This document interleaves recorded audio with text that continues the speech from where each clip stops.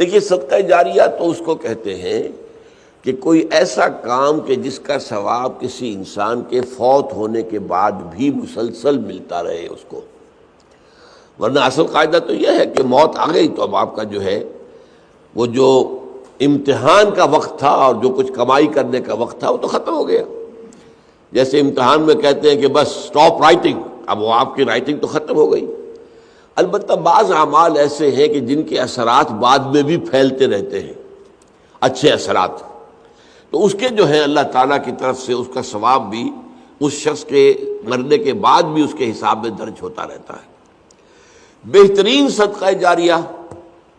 نیک اولاد ہے۔ اگر آپ نے اپنی اولاد کی پرورش صحیح کی ہے، انہیں مسلم اور مومن بنا کر اٹھایا ہے، وہ اللہ کے فرما بردار متقی بندے ہیں،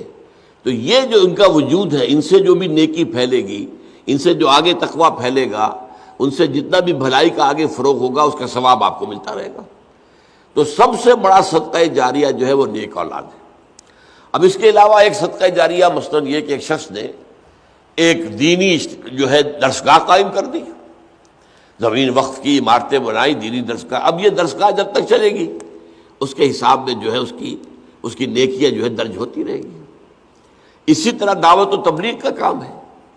آپ کی دعوت و تبلیغ کے نتیجے میں جن لوگوں کو بھی ہدایت نصیب ہوئی، اب ان کی نیکیوں کا بھی اجر و ثواب آپ کو بھی ملتا رہے گا، اور وضاحت کے ساتھ کہا گیا ہے بغیر ان ينتقص من اجرہ شیء،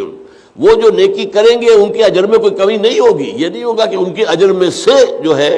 وہ دعوت اور تبلیغ کرنے والے کو اجر ملے گا، بلکہ یہ کہ اس کا اجر بھرپور اس کو ملے گا، اور اس کو اضافی طور پر جو اس کو ملے گا۔ تو یہ ہے خیر کا کوئی کام غریبوں کے لیے، عوام کے لیے، جیسے پرانے زمانے میں ہوتا تھا